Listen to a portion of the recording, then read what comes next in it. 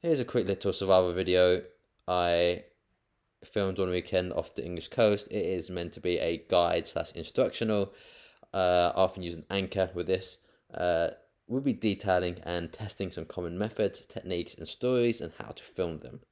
Please do excuse the note reading and the sunburn. Thank you. Please do know that this was filmed over the course of 2 days and 1 night. Okay, so it's Daniel. At the moment, I'm in the sea. I've been drifting out here for the past few hours. I'm starting to feel a bit sick. We're getting very dehydrated when the sun beating down on me. You know, this place may be covered in water, but my God, it might as well be a desert because there is just not enough to drink. There's nothing out here to drink. It's literally a desert out here. What I'm doing out here, I'm trying to survive out here for 3 days. I'm on the first day, and I feel quite scared. It's not night time yet. I've been out here for a few hours, and I'm very kind of anxious about this water. You fall into the water, you could die, and there's not really anyone around to save you. So I was going to see how it goes, take it, a bit at a time. My mouth's already dry, but I'm not having any liquid inside me. Okay, so basically I'm in the sea, in the English Channel. I'm already feeling weak, I'm feeling a bit sick as well. So my plan out here is to try to survive for 3 days in total. I'm on the first day, and I'm just about kind of doing it. Water's not my favourite thing. I'm not like an amazing swimmer, so we're gonna have to see how this goes. Now I've got this dinghy, which I bought online. I spray painted it white to make it more visible at night for myself and for the camera. There's certain survival ideas, that happens in most survival kind of films. So first we've got shelter. Now with shelter, I can't really make anything. I'm out in the sea, you can't make shelter out of water. With fire, you can't make a fire because you're on an inflatable dinghy. A fire is going to do nothing but take the risk of actually burning down your dinghy. The embers might melt through the plastic, and it will destroy the craft and it will sink it. We've also got food. My best move out here is going to be seaweed and fish. I will try fishing. I don't really have any fishing equipment, but I will make something up. And water, well, there's plenty of water, but we can't drink it. It's the old kind of saying, water everywhere and not a drop to drink. At the moment, I do feel a certain amount of fear, but courage is going to places where you don't want to go. It's just a place I don't really want to be, but you got to be brave and you got to go out and do it. Now, a lot of survival is all about preparedness and knowledge, so the more you know about the area, the better. I've already spent a night out in a dinghy, much smaller than this, out in an estuary near the English Channel, so I kind of know I can survive the nighttime temperature just about, and it kind of depends if it rains. If it starts to pour down, then my temperature's going to drop massively. Now, look, at the end of the day, you can't control your destiny. You can kind of try to affect the outcome by some positive action. Now, when you're out at sea, you never know how long you're going to be out here for. You never know if you're going to be rescued or not. Could be hours, could be days, could be weeks, could be over a year even. So this kind of brings down, well, this kind of relates to the whole Stockdale paradox, where kind of a military man from Vietnam would see that the most optimistic soldiers wouldn't survive, as they weren't able to deal with the kind of the punishment and the defeat and the losses. But the ones who are more realistic or even pessimistic were able to survive, as they could deal with the shortcomings and the trials and the tribulations better. Okay, so at the moment, do I feel scared? Yeah, 100%. I'm out in the sea. It's not a place where I'm very comfortable at. I'm out here alone, so if anything goes wrong, I could end up dying. Like, fear can be very disabling, but it's all about trying to manage your fear so it doesn't affect you, because once the fear overcomes you, then all your decision making in any survival situation is going to leave you making the wrong decisions. You got to use your brain and not just think. Like, kind of being at sea is all about balance.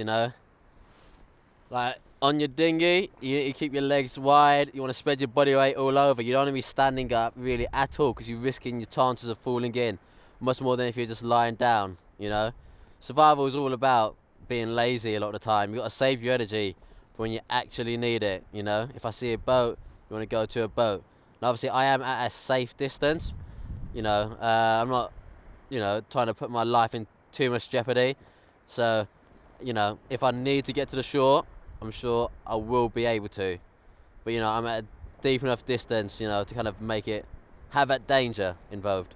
You know, it's all about balance out here, like weighing the scale, like a ballerina on their toes. You know, you gotta kind of become one with the waves and the swells, because it's gonna be constantly moving. The sea is constantly moving, and you just need to be able to adapt with that, you know? The tides come in, the tides go out.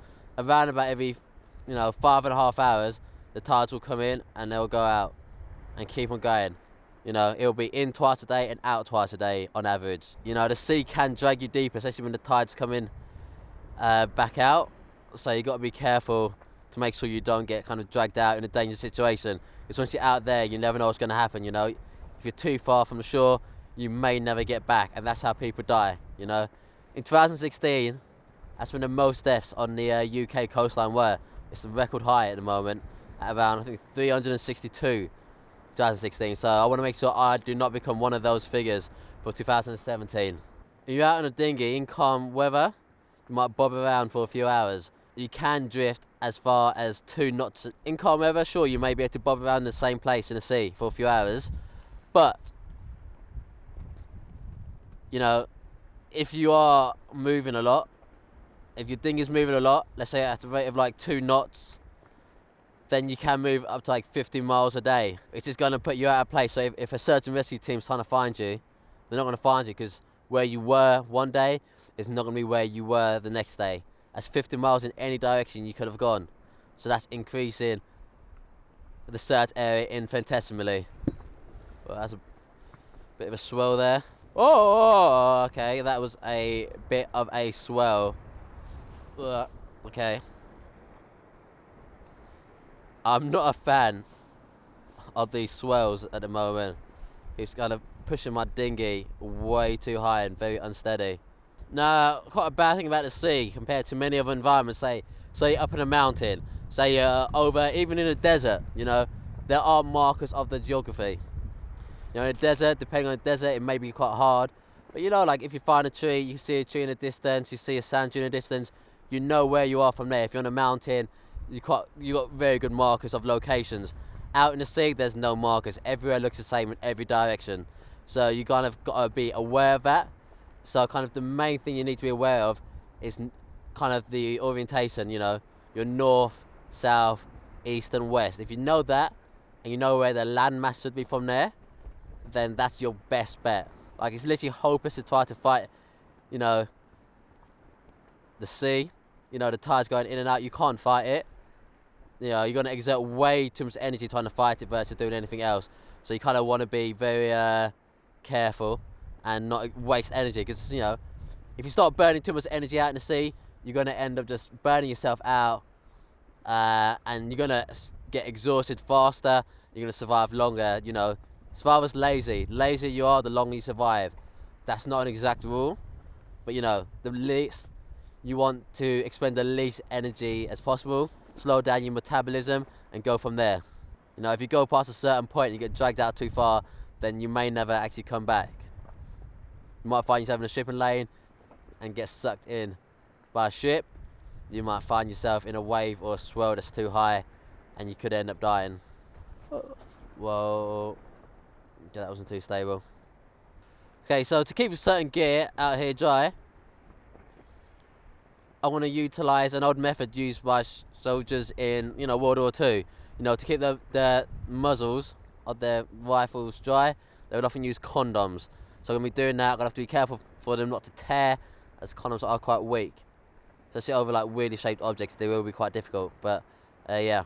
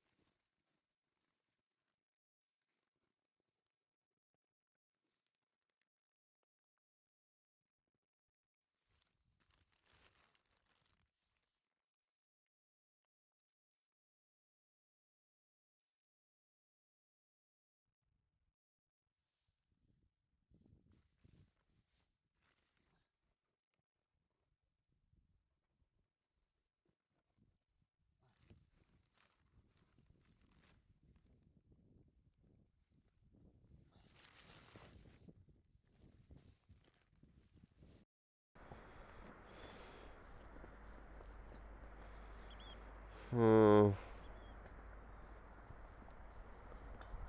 Oh. Oh, so tired and in pain.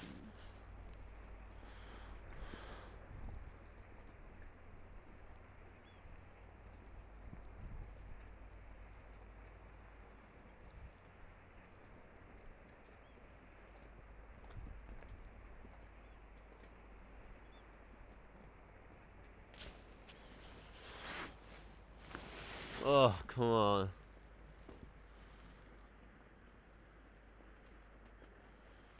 Oh.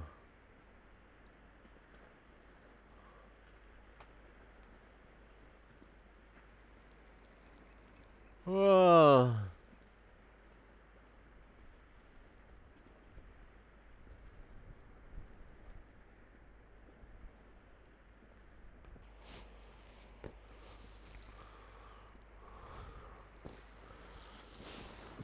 Wait, so it's been. Oh. Oh my god, I feel sick. Oh.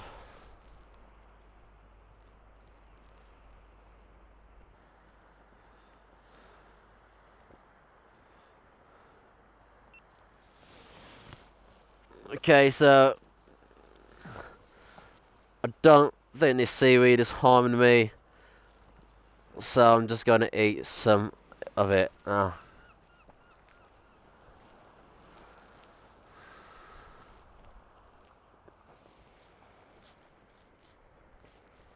It's not too bad. It's just a leafy green.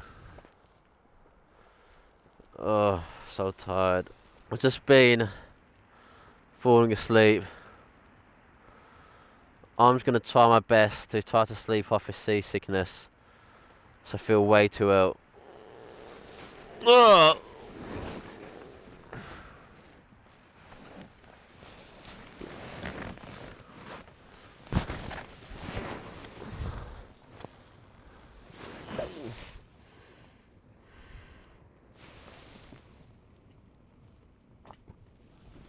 It's getting darker and it's getting darker and it's getting colder. It's getting darker and it's getting darker and it's getting colder.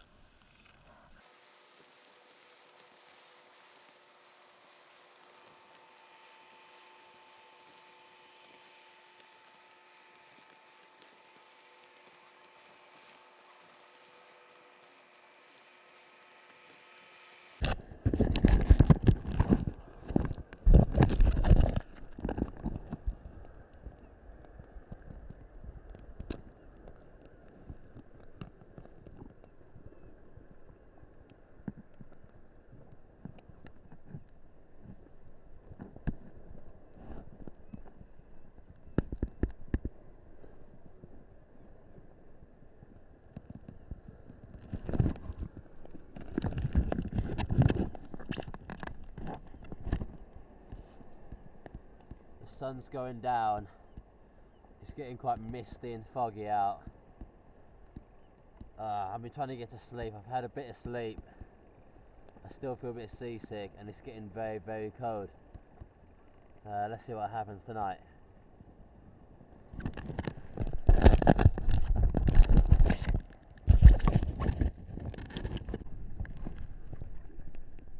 That's the moon behind the clouds.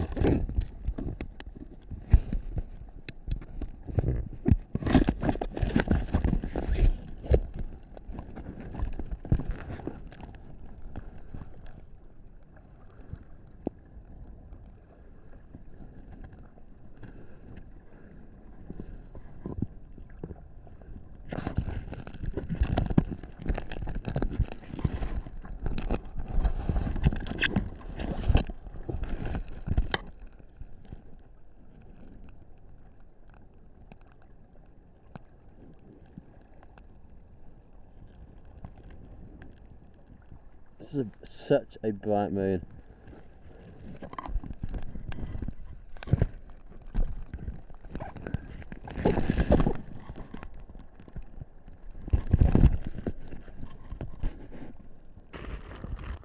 Ugh. Oh.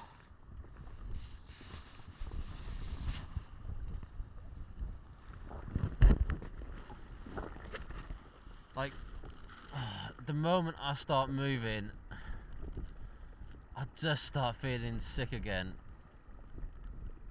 Ugh. It must be like the middle. It must be.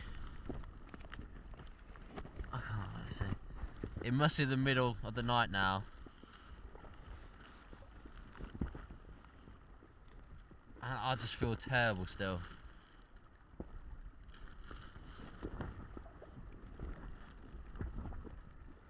It must be the middle of the night and I still feel terrible. It's not so bad when you're just lying down, but then once you start trying to film stuff with a camera, that's when it starts to kind of kick back in, the seasickness. What I've tried to do is stay quite central in the dinghy, and that'll kind of minimise how much movement there is, because most of the movement is all around the edges, but that does make a difference on a dinghy this small. I've had some sleep, which would be nice. Other than that, I feel absolutely terrible.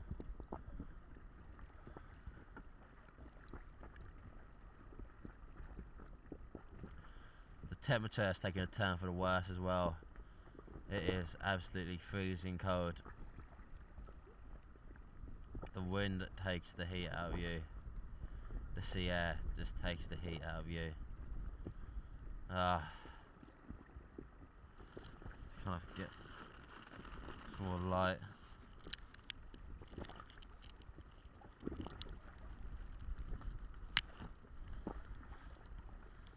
Use these glow sticks to get me.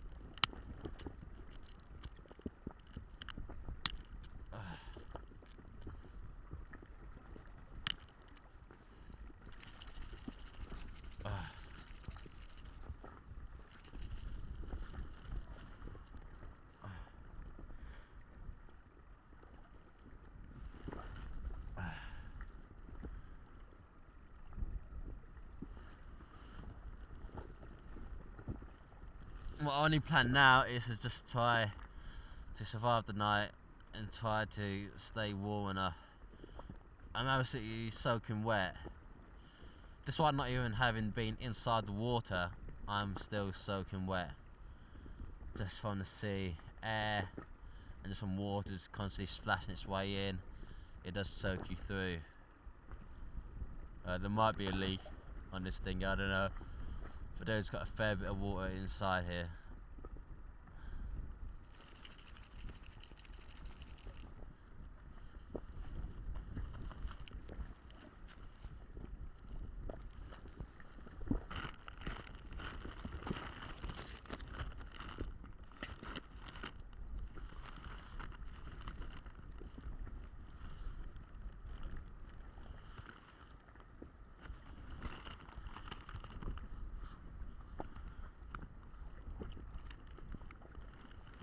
I'm very concerned. If I do vomit, I will lose vital liquid out of my system, which I can't afford to do with no kind of water intake at the moment. I do need to keep hold of any liquid I have in my body already.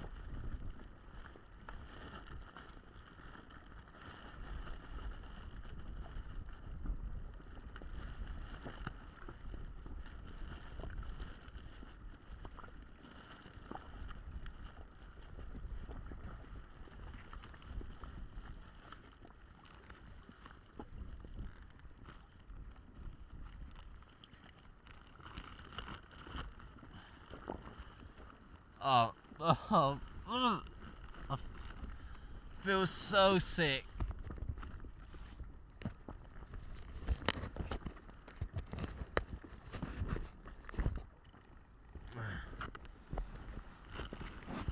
Oh.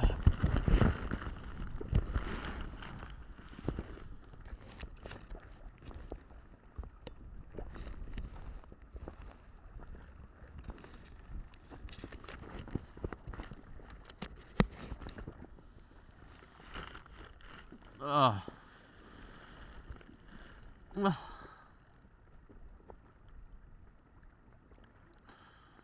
Just my stomach feels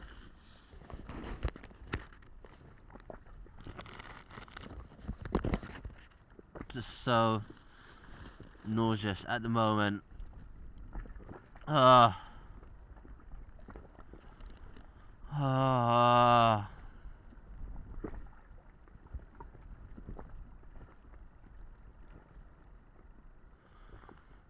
Ah.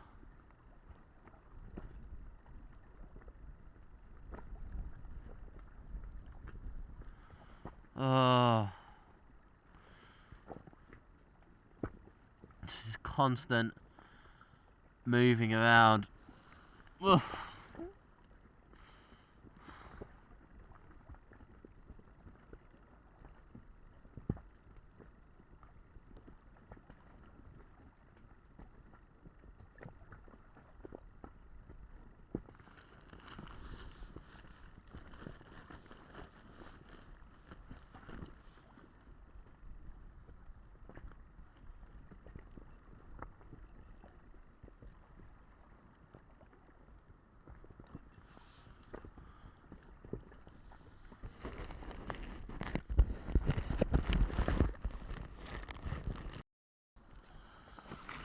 Oh god. It's just, I didn't know that seasickness or motion sickness would actually affect me in this way, to this degree. I'm so tired as well. I'm concerned about sleeping. As if I'm asleep, I'm not aware of the swells or the waves. Which means I kind of feel a bit more in danger. And it's so it doesn't help that it's so cold that I'm kind of have a certain fear about sleeping right now.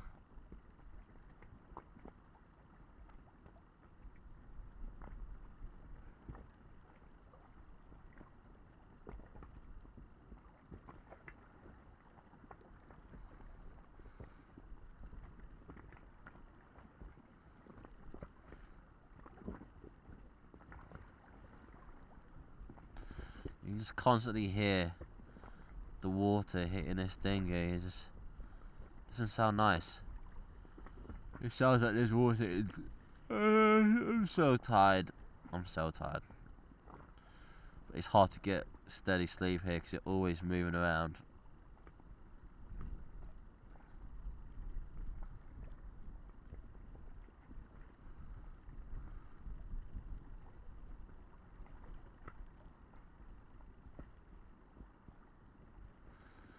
Yeah, it's hard to get any steady sleep because you're constantly bobbing around and it keeps you awake.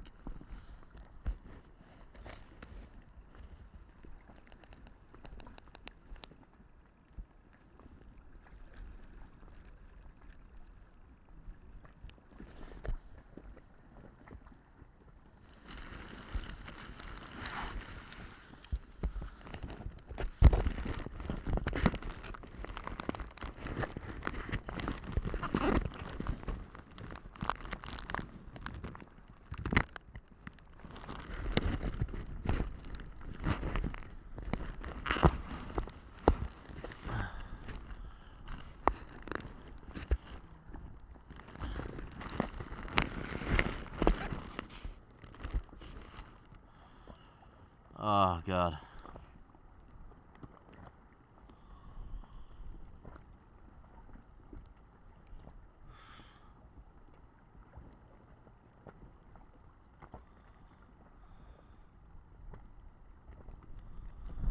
No, it's getting... Nah. It's getting too cold. Oh God, it's cold.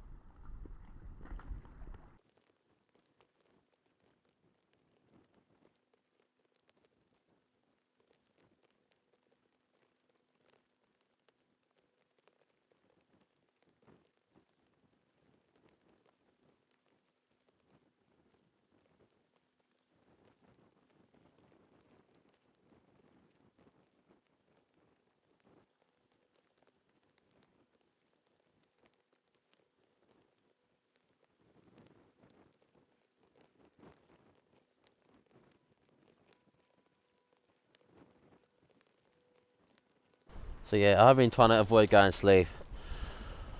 I'm kind of scared if I fall asleep I might not wake up. My boat might kind of sink itself. I'm trying to avoid going to sleep, so I'm scared when I wake up and the boat might sink itself. It's so cold. And I have had a bit of sleep, you know. In my dreams I was, getting with a girl, and my mouth was so dry the whole time. And it, that kind of reflects how I feel in the real world, where my mouth is very dry.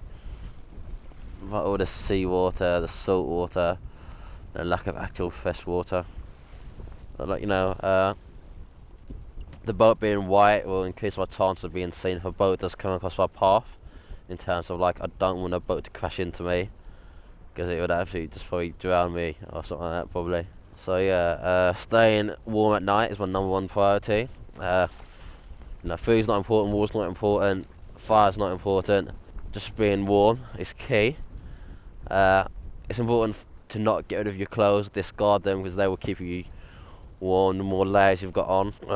And I try to keep my face below the walls of this boat, as that kind of blocks out some of the wind, and I'm wearing my hood to stop the wind from hitting my face as well. But as I do this interview, I'm getting absolutely bloody cold. It's getting cold. Clothes are an important barrier between your body and the elements, so it's good to keep them all on. They are wet. I'm shivering. But, oh God, it's better than being naked. And I've done these things like this naked, and being naked is the worst, as you're just cold the whole time. But the only shelter I really have is my clothes and a bit of plastic. The only shelter I really have are my clothes and a bit of plastic. My heat loss areas, or my heat loss zones, really at the moment are like my feet and my face. So a lot of my heat is just dissipate. Oh, sorry, it's getting cold. Dissipating from, and it is absolutely freezing out here. There's an American who survived, I think, many months out on a boat without any food or water, and he survived because he had managed to stay on top of his boat the whole time. Once you're in the water, that's when hypothermia really kicks in, because the water will take your body heat away from you so much faster than that. Oh my God, it's so cold. And you need to protect your heat loss areas, like, your head, your groin, your chest, your torso, your feet, your armpits. So I try to kind of curl myself into a ball like this, and just to keep a bit more warmth inside of me, rather than trying to sleep out with my legs straight. I try to curl into a more fetal position. See, that's the cold and tiredness hitting me hard. I don't have any gloves on, which means I'm losing a lot of heat from there. Yeah, just want to get something between you and the outside elements, whether it's the clothes, it's the belt, it's anything. So we're coming to the end of night 1. As you can see, the sun is rising. good thing about seeing the sun rising is that the sun will always rise from the east and set in the west, going down through south. So you know, if that way's east, then west will be that way, and that's where the landmass will be in this situation. It'll be the British landmass. Obviously I can see the landmass. I'm not an idiot. I'm not gonna take my dinghy out a billion miles out in the middle of nowhere. Like, you need it a safe distance away, you know, gotta be safe. Yeah, I'm freezing, so I'm gonna try to get some more sleep, and I'm going to also, if I can, when the sun does come out, I'm gonna use it to get myself dry and warm again, kind of bathe in the sun like a lizard will, or a snake will, as they can't regulate their own temperature. At the moment, I'm struggling to regulate my own temperature, so I've got to take a kind of leaf out of a lizard's books.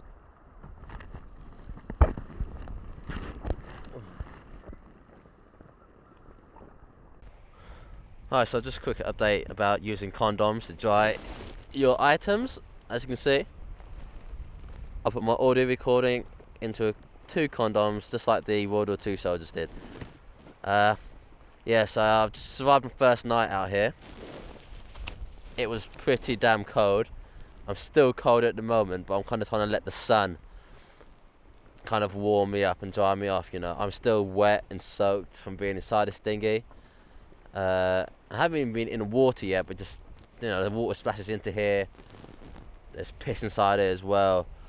It leaves you quite wet and soaked through, so I'm trying to let the sun evaporate the water off me at the moment.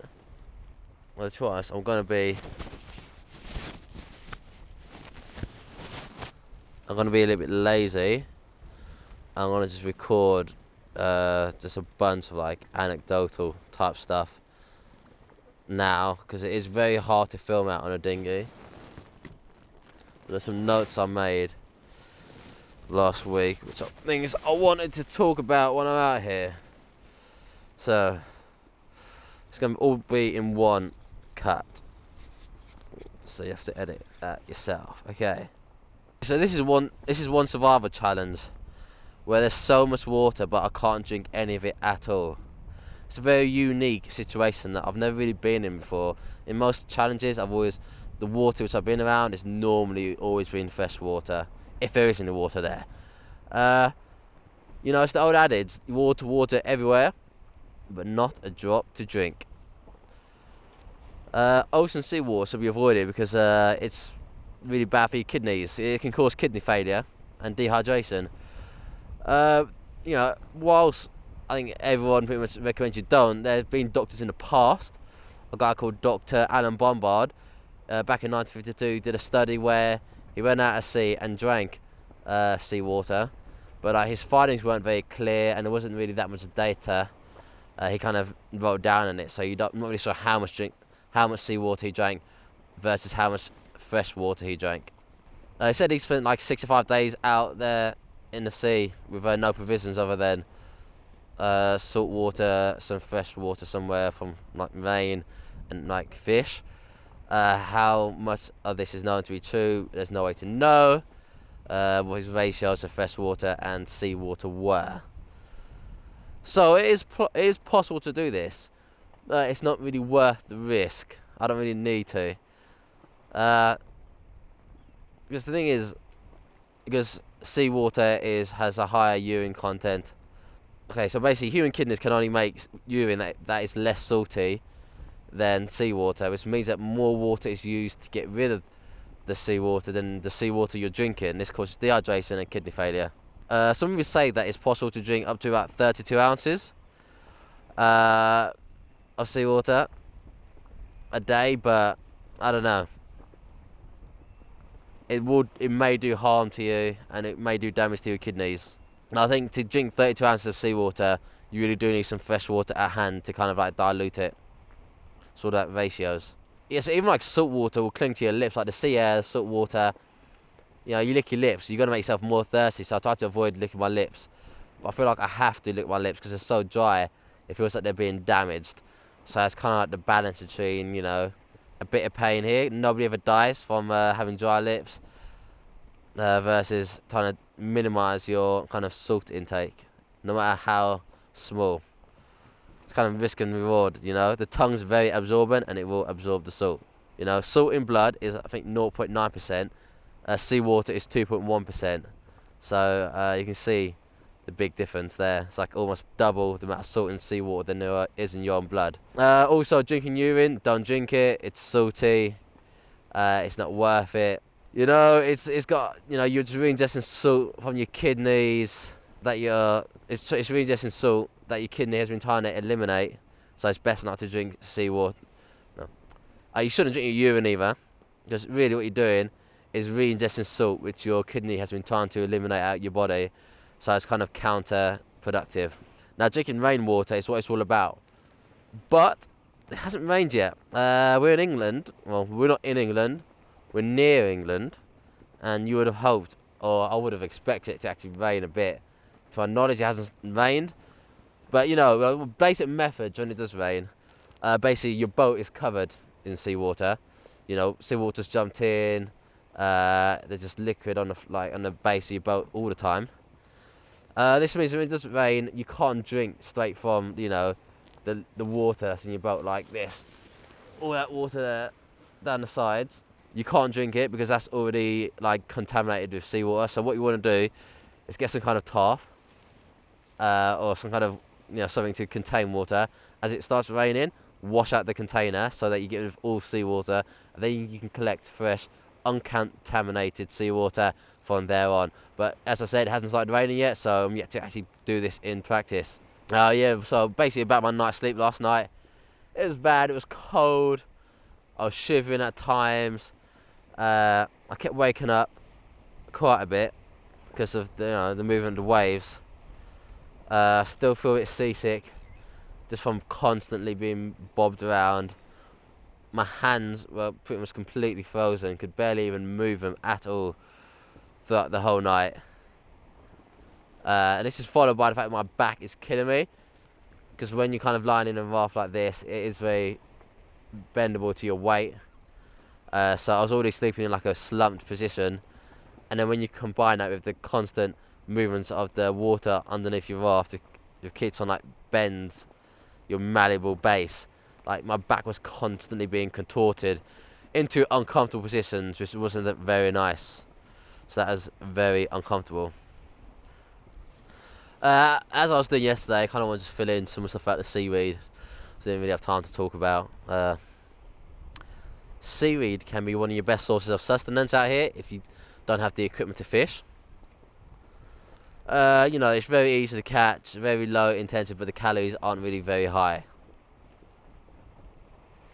So you can do seaweed, as I did yesterday. I did a few tests of it. I tested it on my tongue, waited some time, see if it had any ill effect on me. It didn't have any ill effect, so I continued eating it. Living off seaweed may not sound fun, but hey, like, what you're gonna do, it's easy food, so you can't really complain too much. You know, it might not be, you know, the most appealing meal or appetizing meal that you can find, that you'll have all year round, but it'll, you know, fill in that little void in your stomach and make you feel that bit better, you know. It'll kind of activate your digestive system, and that'll help keep you warm in the night, you know. If you eat a bit of seaweed late at night, then throughout the night your body's going to be kind of working to digest it, and that's going to keep you warm. But be careful not to eat too much. It is quite hard to digest the food, so if you don't really have any drinking water, it can kind of do more harm than good. But you know, I only had a little bit just to settle my stomach. So I feel like it might have settled my stomach. I feel a bit better.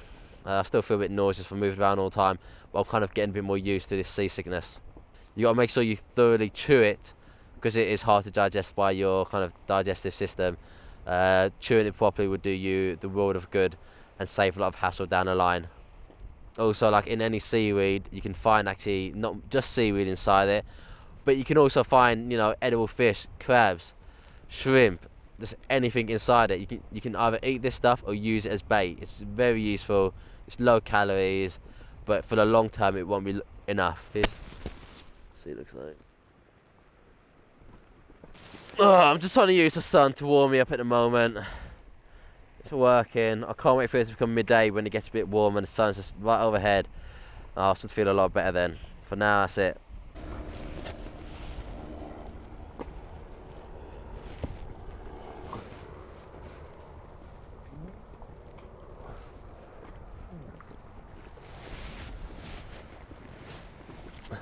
You never know whether a helicopter could be a rescue helicopter or not. Who knows?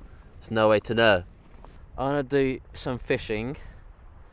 I don't have any fishing line or fishing equipment. We're gonna go very improvised stuff you can find out in the sea or on your boat, like in the water or on the beach. So what you see a lot are tin cans floating around sometimes. And I've got my shoes as well. What I want to do is make a fishing line out of my shoelaces, and then I'm also going to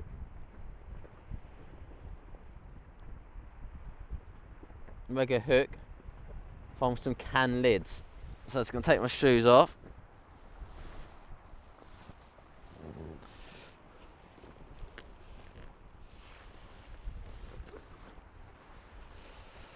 Like so.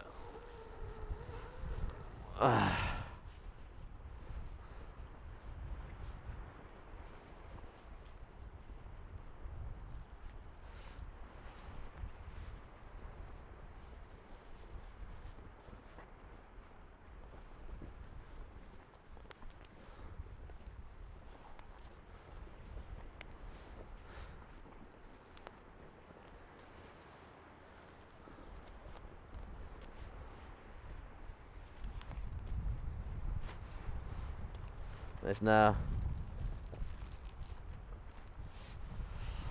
got a knife. I'm going to cut inside it.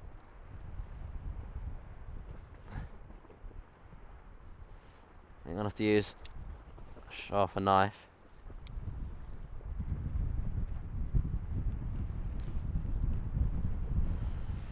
And in here, I've got the white inner string. Let's cut that other end as well.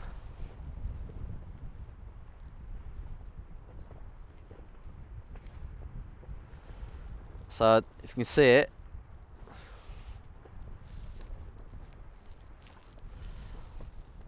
got the white inner string. Oh my god! Oh, I feel sick.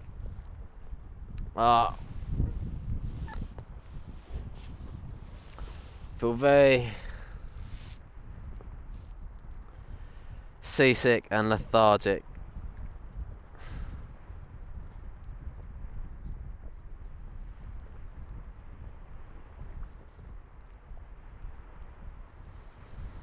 This is why I can't do anything on this dinghy. I just feel just motion sick all the time. It's not too bad lying down, but once you start actually doing some kind of activity and you seat it up, you just have the effects of this movement of the boat affect you much more.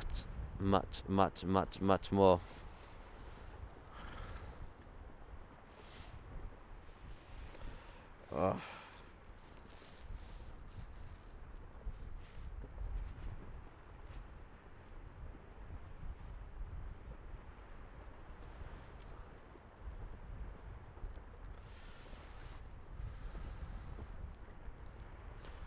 I feel so sick.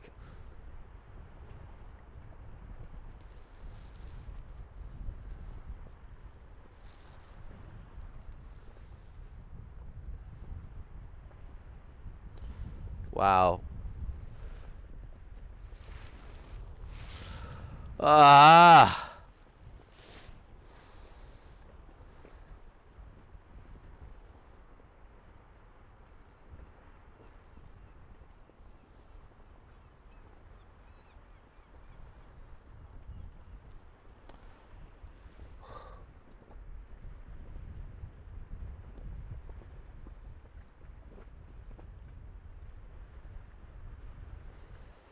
Oh, yeah, sick. Feel so nauseous.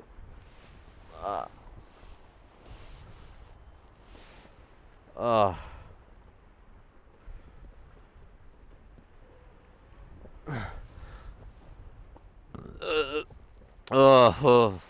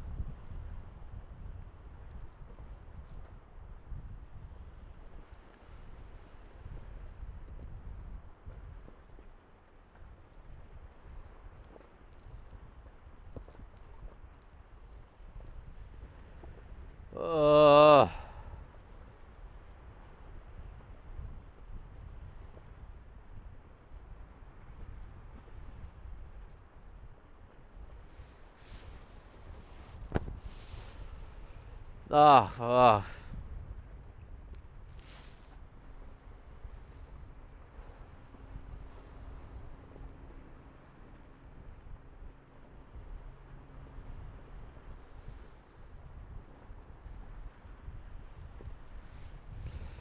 There we go.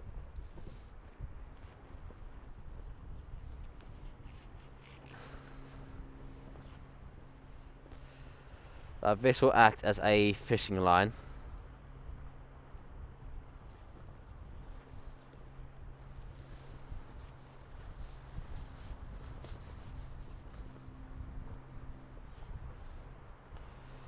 Using a can lid. See if I can. Everything's taking me ages because I feel so sick. Oh, I feel nauseous from just. Ugh. Ugh. I just feel like I need to constantly burp. Ugh. Ugh. So you wanna try and make a hook out of this, generally by bending it and just.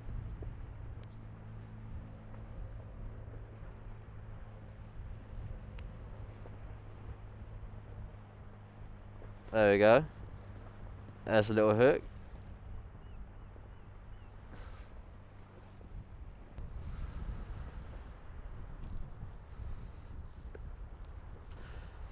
And there is an improvised hook.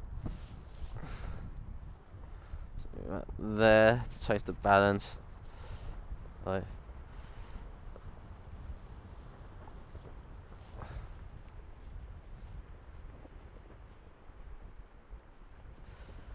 The great thing about these is that put a bit of bait on it as well.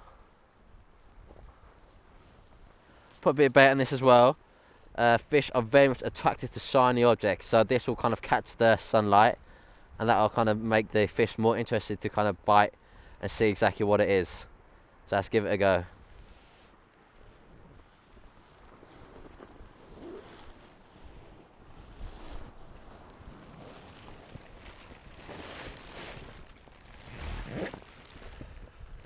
Oh my god.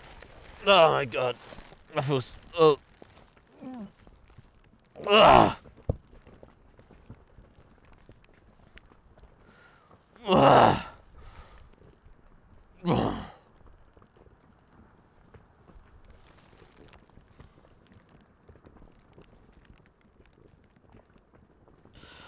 Ugh.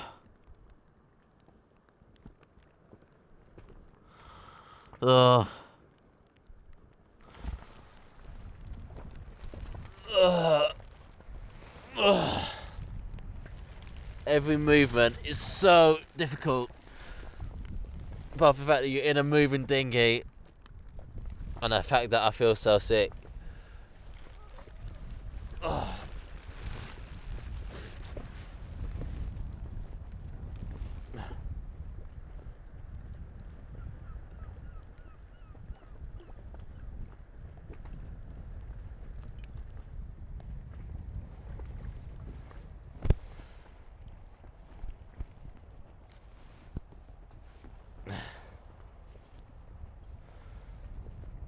There you go.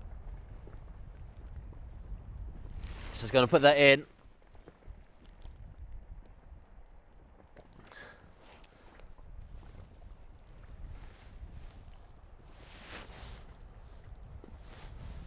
It's tight around here.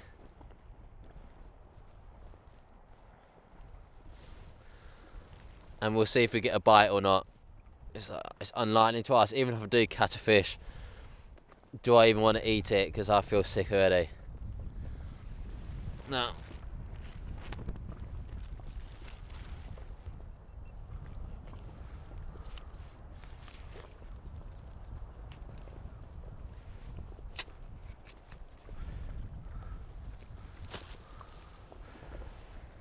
Gotta be careful to keep your knives put away. Don't want to burst an inflatable raft in the sea. Let's see.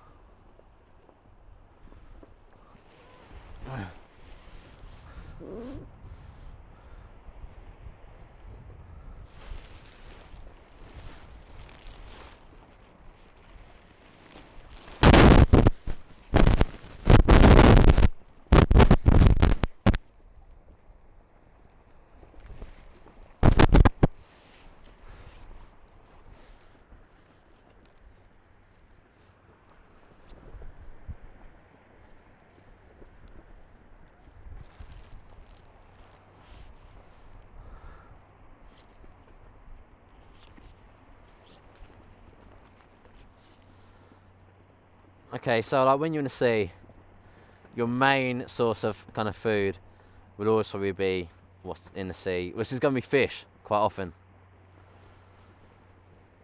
You know, they're a great source of protein, but they don't have that much fat, and they are not a source of carbs. But you know, they're a great source of protein, great source of food. An advantage of my boat is that underneath it it's a dark colour. For some reason, fish do seem to like the shadows created by dark surfaces on the top of the water. Whether it's because they like it out of curiosity or they feel like it provides them safety, who knows. To catch them, you can put like jewellery on a line.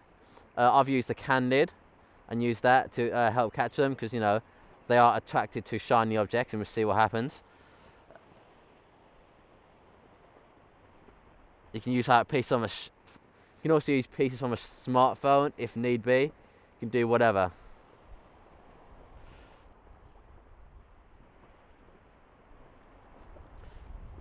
Now, when I do, if I do get a fish on the end of the line, I'll quickly jerk it and get that can lid stuck inside their mouth, and then I'll be able to pull it out of the water and much more safely.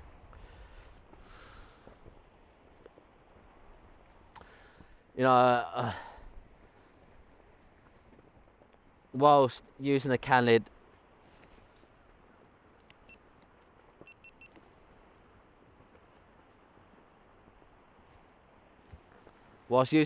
isn't going to be as useful as, say, using like a fishing hook. I'd know that a can lid is very much unlikely to burst my boat, whereas a fishing hook could easily burst my boat, so it's not the worst thing in the world.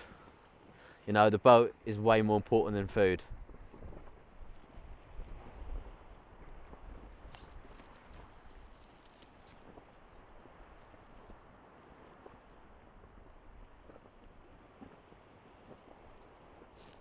Now, it's better to fish during the day when it's warm because I feel like you can be more active. But at night, if you can use a light, you can definitely attract more fish to your bait.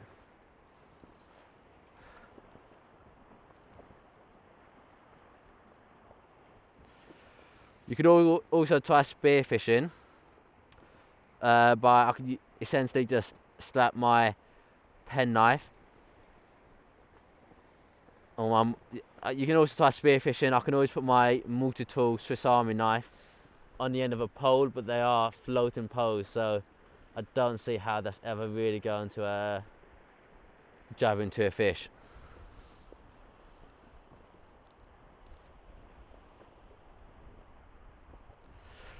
Now, eating fish has a serious downside for just survival. Whilst they are full of protein, protein does require extra water. Basically, fish has a serious downside to any kind of survival task. They are full of protein, which is a massive plus, but protein requires a lot of extra water just to flush out the byproducts of digestion. It's better to get carbs, but eating protein, eating in general, will force you to kind of get dehydrated faster than, say, if you was eating carbs. But there's not many carbs out in the sea, unfortunately. There is seaweed, but you can only have so much, as it is hard to digest, and it is covered in salt as well, and you can never really get rid of the salt content inside it. Fish are not just food, they're also liquid and water. In their flesh, their eyes and their spine, there's water. You can extract the liquid by breaking open a vertebrae and sucking it out. But it's better off having fats and sugar in survival, but I don't have any on me. You can drink the blood of a fish, but the blood of saltwater fish is a lot more saltier than freshwater fish. So it might be you could drink the blood out of a fish, but the salt content in a saltwater fish is a lot higher than the salt content in a kind of freshwater fish. So it's probably advised to not do it.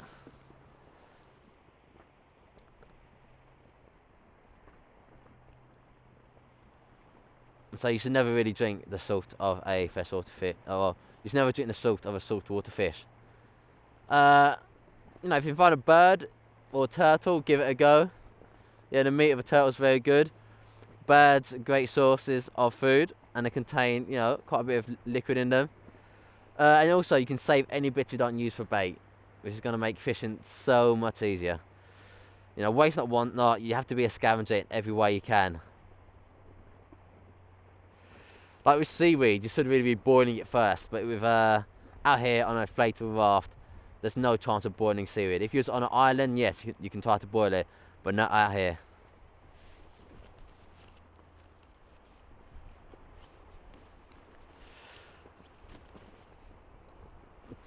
Now, there are some kind of major safety.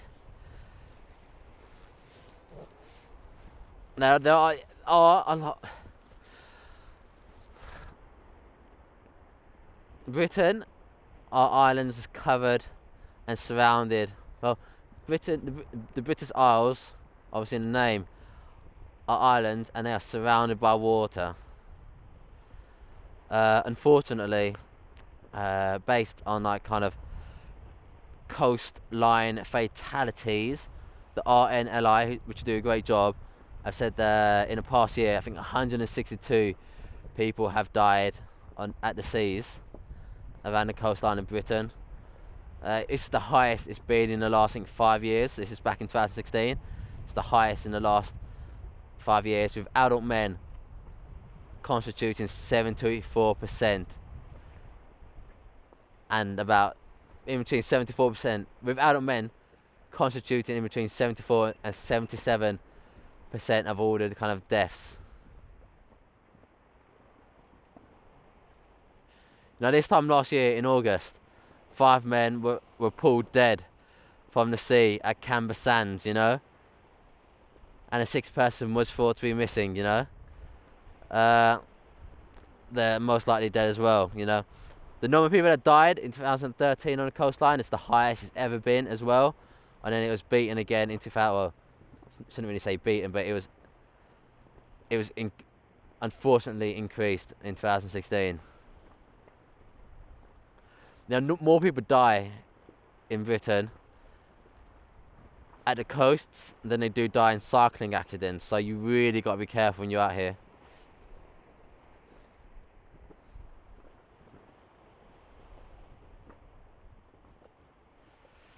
A lot of things that contribute to a lot of things that contribute to deaths out here. Stuff like cold water shock, rip currents, rip tides, you might know it as, fatigue in the water. You get hit by the cold shock, you panic, you start breathing much too fast, and then, you start taking in water, your body seizes up, you end up drowning, The water, it's full of hidden dangers. In the water, it's so different to land. On land, you're safe. In water, you go inside the water, there's no oxygen, there's no air, you will die. Within like a few minutes of being like underneath it.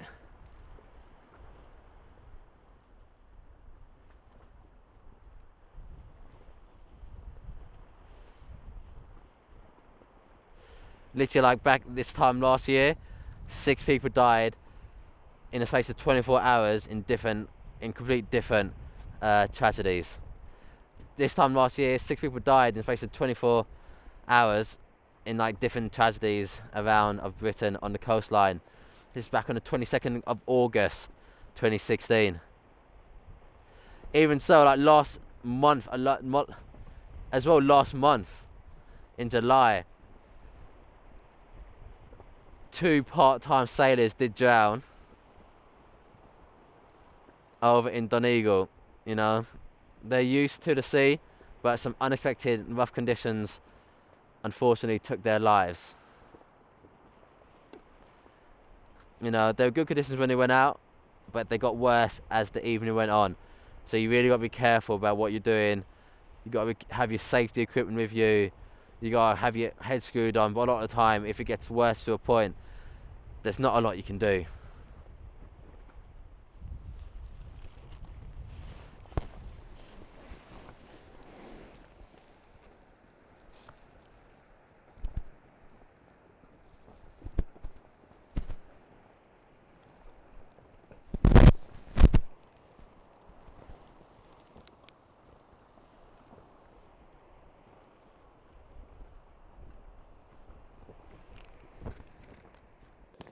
I'm about to take off all my gear.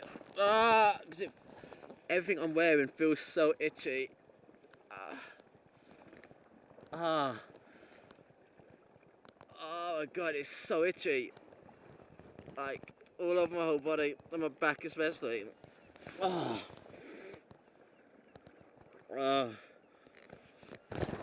feel so seasick as well.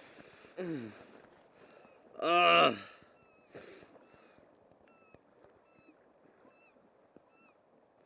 just want to throw up. I want to throw up at the moment.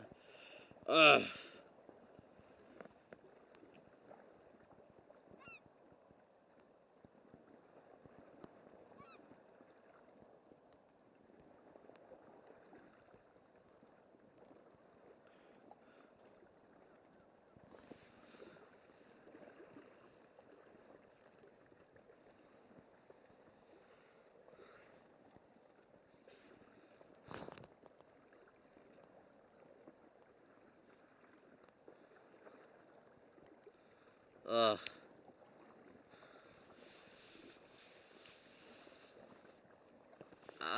god, it's really getting tough.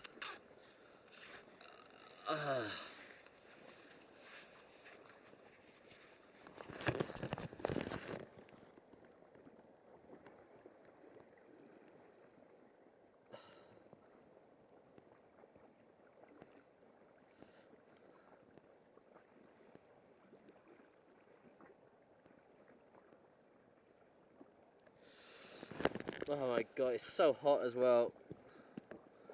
So dehydrated. I'm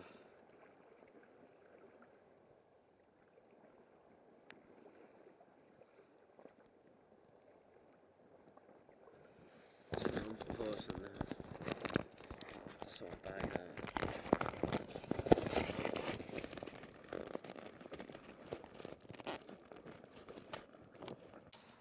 Hi there. I'm somehow still alive and kicking. This seasickness has really thrown me for a loop. It's been the absolute worst, you know. Hunger I can deal with, dehydration I can deal with, seasickness. Oh, it's not nice. It's not just like, you know, when you hear about people being seasick, you think, it's a bit weak. But that's, you know, maybe that's because they're on a boat. They're normally on like a large, decent sized boat, and it's only slightly moving, and they're on it for like a half hour, an hour and a half most. This is the second day I've been on this same dinghy. It's a small inflatable dinghy. It's constantly moving because it is small and it's inflatable. And it's just the motion sickness. You constantly move, like, non-stop. Imagine being on land and, like, I don't know, you're just constantly unsteady, you're constantly being moved around. So that feels like, and it's just absolutely torn my stomach apart.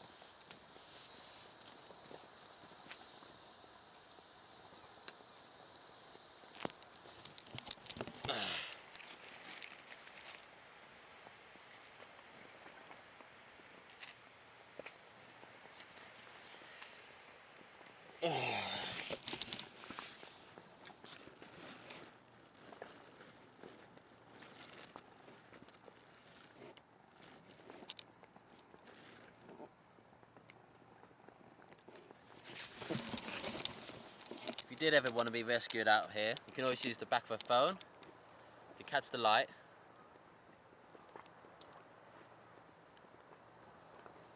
And create a signal.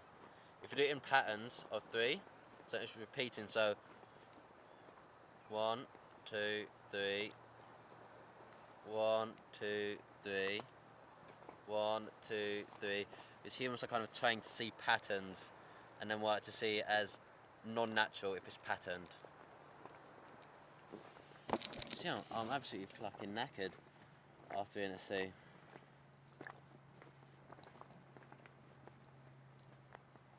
I'm absolutely shattered. It's just the seasickness is just non-stop.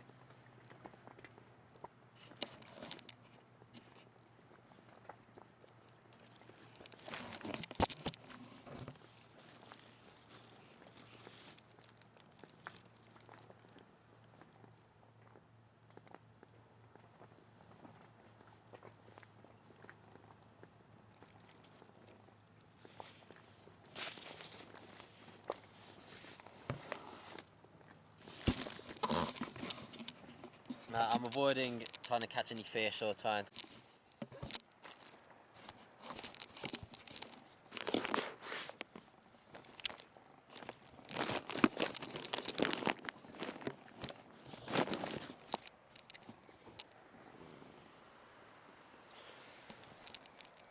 So I've got myself a source of water, almost accidentally. So, inside this plastic top,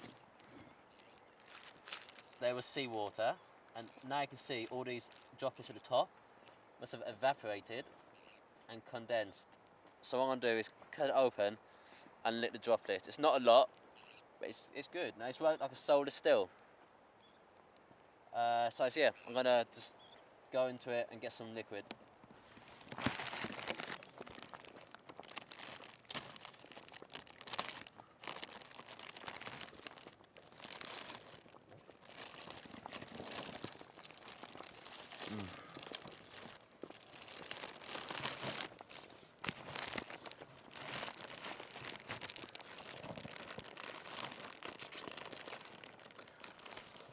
That tasted nice and fresh. That tasted so bloody nice and fresh.